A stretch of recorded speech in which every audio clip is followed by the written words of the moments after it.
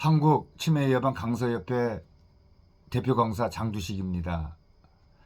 그 치매 환자가 재산을 물려준다고 하는 그 유언이 있다면은 그 유언이 과연 효력이 있을까요?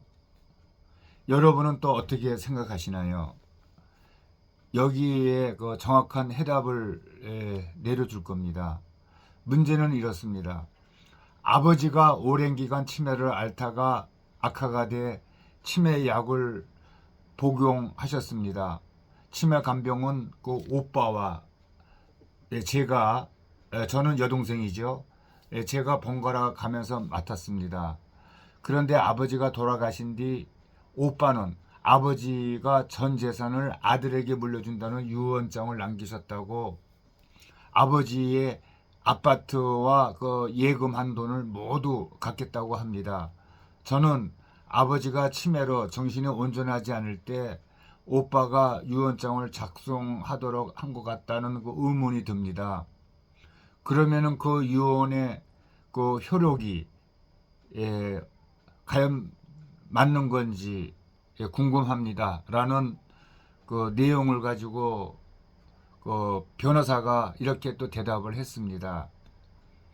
먼저 그 유언장이 형식적으로 유효하게 작성이 됐는지 확인을 또 해야 합니다. 우리나라 그 법에서 정한 그 유효한 유언의 종류는 그 자필 증서, 또 녹음, 또 공정 증서, 또 비밀 증서, 구수 증서 등 뭐 5가지가 있고 각각 법에서 정한 요건을 또 충족해야 합니다. 하지만 그 유언장이 법에서 정해진 형식을 갖췄다고 해도 무조건 유효한 것은 아닙니다. 그 치매 환자인 경우에는 유언 당시의 유언의 취지를 이해할 수 있는 의사 식별 능력이 있었는지 살펴 또 봐야 합니다. 유의할 점은 치매 환자라고 해서 곧 그 유언자의 그 의상 능력을 그 부인하거나 치매를 앓았던 그 기간의 모든 법률 관계가 무효가 되는 것은 아니라는 점입니다. 오랫동안 치매를 앓으셨다면 치매 검사를 한 기록이 있을 텐데 검사 그 결과를 토대로 치매의 그 등급이나 또 중증, 경증 등을 파악할 수가 또 있습니다.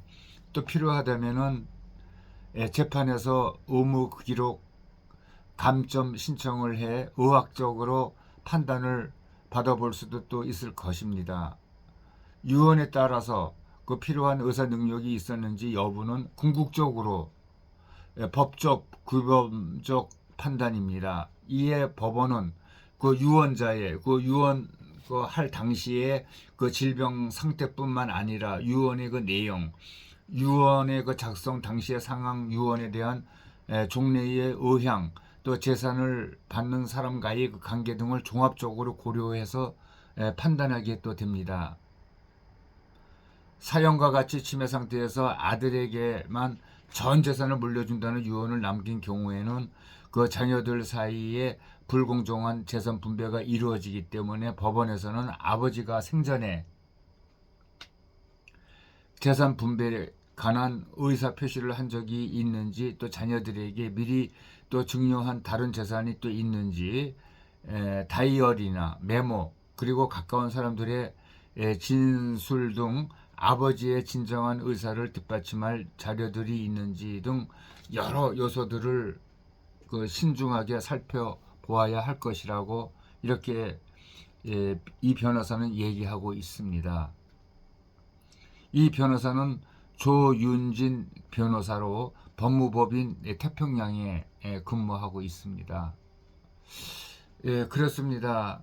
요즘에는 우리 사회가 초고령 사회가 되다 보니 노인들이 많고 또 질병을 앓는 그 노인들이 많이 있고 또 특히나 치매 환자가 또 많이 있습니다. 그런 경우에 정말 어떤 유언장을 남겼을 때에 그 자식들은 아주 그 난감할 겁니다. 그 유언장에 따라서 자식들이 서로 재산 분배에 대해서 또 이러쿵저러쿵 또 싸움도 하고 말도 많을 겁니다. 그랬었을 때에 뭐 일반인들이 법으로 해결하기가 힘들기 때문에 변호사 사무실을 또 방문해야 합니다. 그 대충 일반적인 상식으로 이야기해 주신 그 변호사님한테 감사의 말씀을 드립니다. 감사합니다.